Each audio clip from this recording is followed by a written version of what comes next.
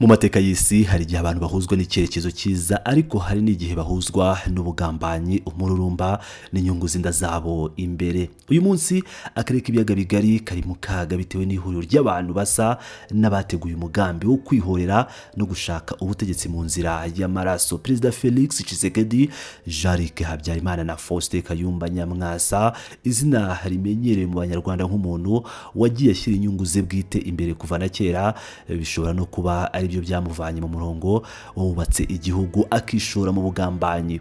Ubu aba bose bicaye Kinshasa mu Bufaransa ni Pretoria muri Afrika y'Epfo bari kuboha urushundura ruhuza ibisigisigi bya Hutu Power n'abandi barangwa n'inyungu zinda zabo, aho bari gucura umugambi wo kwambika FDLR isura nshya bakayita FCLR hagamijwe kuryoshya izina ry'umutwe w'iterabwoba mu maso y'amahanga.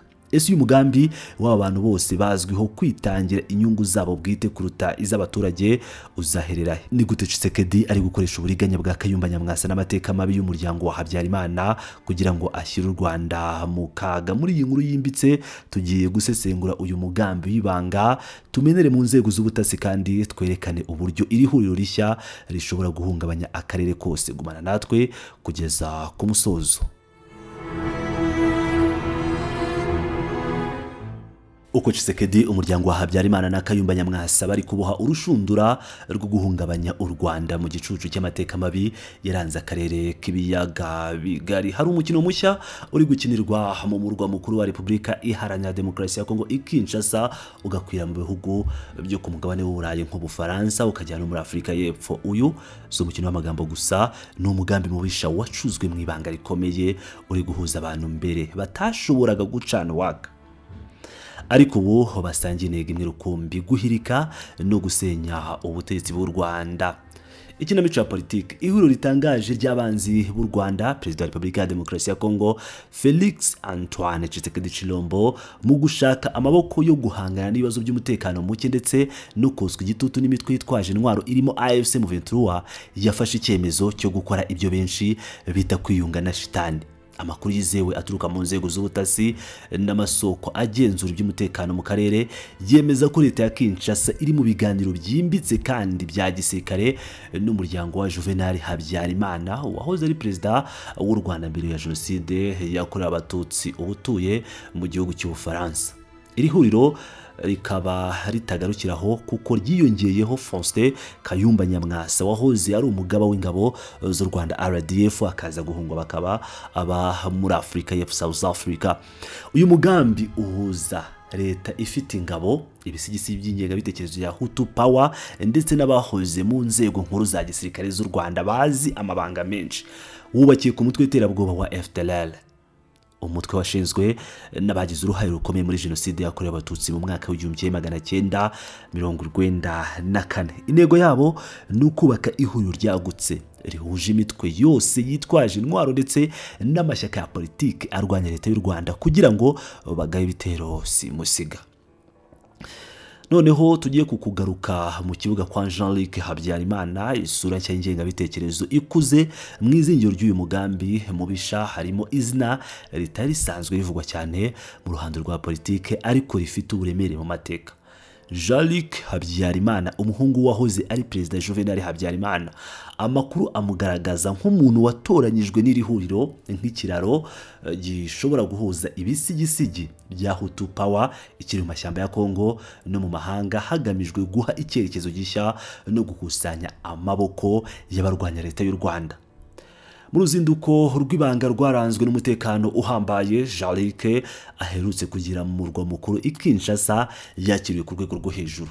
Yahuye imbonankubone n'umujyanama wihariye wa Perezida Felix Tshisekedi mu by'umutekano, Bwana Desire Kashmir Ebelande Kolongele, nk'uko abamenye ibyo guhura mu byumba bifunze babivuga. Ebelande ntiyavugaga ku giti cye, yagejeje kuri ubutumwa bwimbitse bwa Tshisekedi bumwizeza ko leta ya Kongo yiteguye gutanga ubufasha bwose bushoboka. Ubutumwa bwabibaga icyizere ko hari umugambi ukomeye uri gutegurwa wo gukora ihuriro rya gisirikare rifite ibikoresho n'amikoro rizahangana mbere na mbere na AFC M23 nyuma ryarangiza uwo mukoro ukomeye cyane, ubwo umva ni kuri Tshisekedi Chilombo, rigatangira kugaba ibitero byeruye ku butaka bw'u Rwanda mu nyungu za Jean-Luc na Nyamwasa. Noneho tugiye ku bijyanye no gukaraba amazi y'amaraso, uko FDLR ishaka kwiyita FCLL, kimwe mu bibazo bikomeye leta ya Kinshasa ndetse n'abaterankunga b'uyu mugambi bafite mu izina rya FDLR. Ngo ni izina rya FDLR, uyu mutwe uri ku rutonde rw'imitwe y'iterabwoba ku rwego mpuzamahanga, yaba ndetse na Leta Zunze Ubumwe za Amerika n'indi miryango itandukanye mpuzamahanga, kubera amateka yawo ashingiye kuri jenoside. Kujya mu bufatanye bweruye na FDLR ni ukwiyambika isura mbi imbere y'umuryango mpuzamahanga. Rero kugira ngo bakemure iki kibazo, hinjiyemo inama z'inararibonye mu gucura imigambi. Agatha Kanziga, umugore wa Habyarimana, uzwiho kuba yari ku isonga ry'agatsiko k'intagondwa kazwi nk'akazu, afatanyije n'abandi batsimbaraye ku ngengabitekerezo ya Hutu Power, bavugwaho kugira Jean-Luc inama ikomeye guhindura izina rya FDLR vuba na bwangu. Muri uwo mugambi, uyu mutwe ugiye kwambikwa ikanzu nshya witwe FCLL cyangwa Front Commun pour la Libération Rwandaise. Ikigamijwe mu by'ukuri so guhindura imikorere cyangwa kureka ingengabitekerezo yayo yo kurimbura, ahubwo ni uguhindura isura uyu mutwe ufite mu maso y'umuryango mpuzamahanga, diplomatic rebranding mu ndimi z'amahanga. Amakuru ahamya adashidikanya ko FCLR izagumana amaraso ingengabitekerezo y'amacakubiri, abayobozi n'imiterere ya gisirikare nk'iyahoze ari FDLR. Iki ni igikorwa kigamije kwinjiza iyi mitwe mu buzima busanzwe bwa gisirikare bwa Kongo, ikaba yafashwa ku mugaragaro nta bihano mpuzamahanga bibayeho.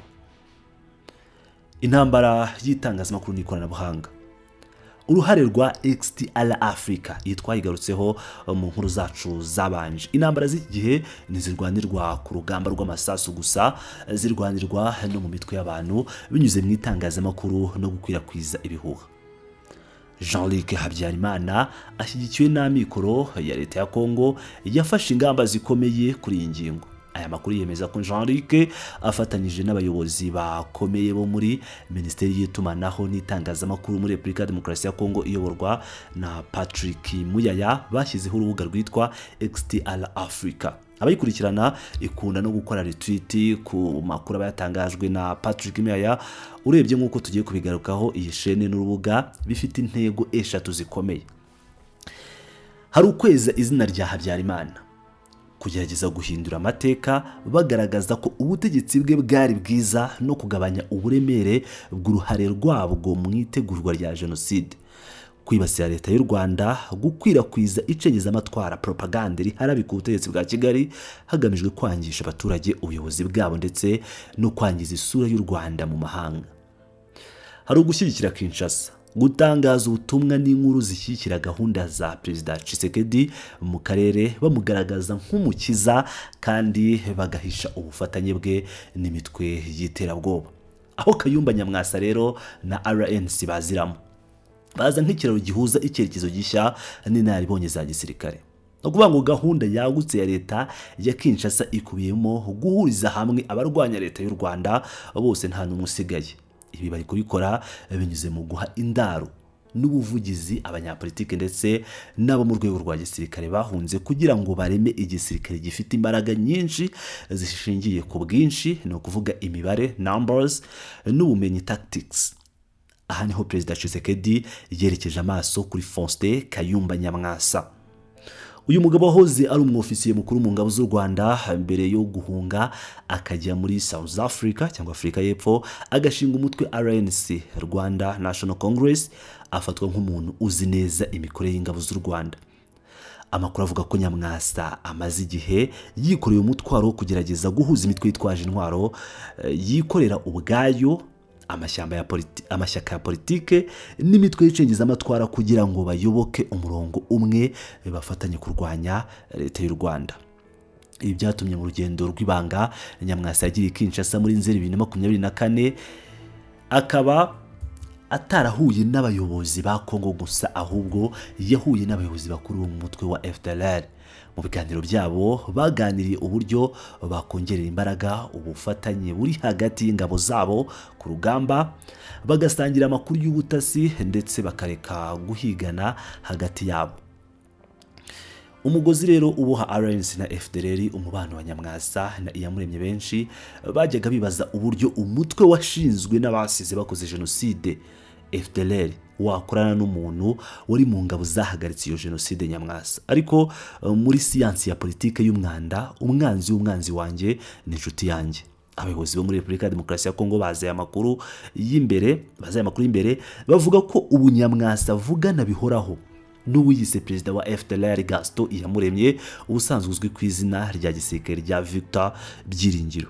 Basobanura ko uyu mubano wa hafi hagati y'aba bagabo bombi ariyo nyingi ya mwamba mu mugambi wo guhuza byeruye igisirikare cya RNC na FDLR kugira ngo bibyare FCLR ifite amaboko, kugira ngo uyu mubano ugire ireme kandi woroherezwe. Hafashwe ibyemezo bikomeye. Icyemezo Byiringiro Iyamuremye yafashe mu ntangiriro z'uyu mwaka muri Mutarama 2026 cyerekeranye cyangwa kikaba kigaragaza intera ubufatanye bugezeho.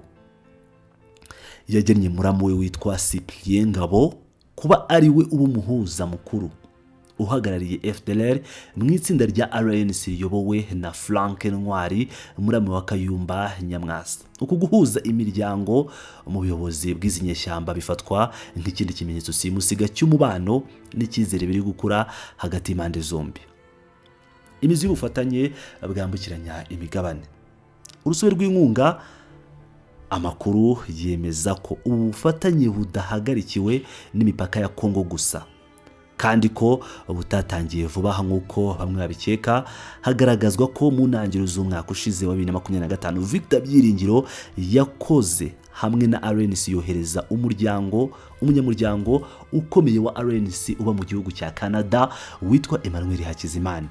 Uyu yahawe ubutumwa bwo kujya muri Leta Zunze Ubumwe za Amerika kugira ngo avuganire FDLR kandi ahagararira inyungu zayo mu nama y'abarwanya Leta y'u Rwanda yari yahabereye. Bivugwa kandi ko iyi nama ya Amerika itari inama isanzwe, yari igice cy'ubukangurambaga bumaze igihe bwo gushaka amikoro no guhuza abarwanya Leta y'u Rwanda bari bamaze igihe baracitsemo ibice, buri wese akurura yishyira.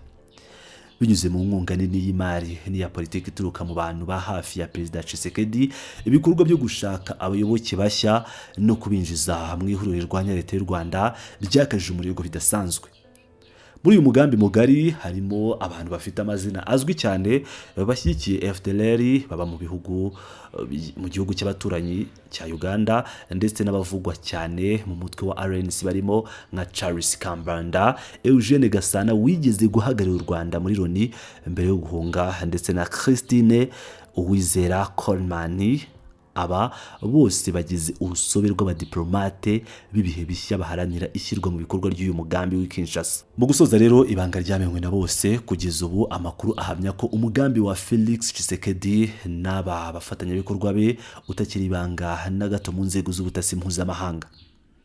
Amahanga akurikiranira hafi uburyo akomeje gukamisha umutungo wa Kongo mu guha FDLR ibikoresho bya gisirikare biremereye, uburyo akomeje kwegera abagize uruhare muri jenoside cyangwa abafitanye isano nabo, ndetse n'uburyo ari gushaka guhuriza amatsinda yose yanga Leta y'u Rwanda mu mugambi umwe wo kuyirwanya. Iki ni igikuta cya politike gishya cyubatswe mu rwango n'inyungu za politike zo kurengera ubutegetsi bw'Kinshasa. Gusa ingaruka zacyo zishobora guhungabanya akarere k'ibiyaga bigari kose mu buryo bukomeye mu minsi iri imbere. Ngira ngo rero murabyumvira neza cyane ko ubu noneho twavuga ko hari umurunga uri guhuza Tshisekedi, Kayumba Nyamwasa na Jari Habyarimana mu buryo bweruye, mu buryo twavuga ko ubu mugambi wabo noneho uri kugaragara guhindura izina FDLR ndetse n'ibindi bikorwa bitandukanye bya politiki bashaka gukorana na gisirikare mu guhungabanya umutekano w'u Rwanda, ariko babanjije kwikiza M23 yakomeje kubabuza amahwemo muri Repubulika Iharanira Demokarasi ya Kongo. Aya makuru rero ndakomeza kugenda nyabakurikiranira hafi. Inshuti bakunzi ba Pilot News TV, ni utarakanda subscribe ukabugeze aho urangije iyi nkuru uruha agaciro, kandi subscribe nkaba mbibutsa ukanda like kuri buri video yose nshyizeho. N'iby'agaciro biradufasha cyane, bidufasha kuba inkuru yagera no ku bandi nabo bakamenya ibijya mbere, ibigezweho mu karere k'ibiyaga bigari. Bakunda cyane muri abagaciro.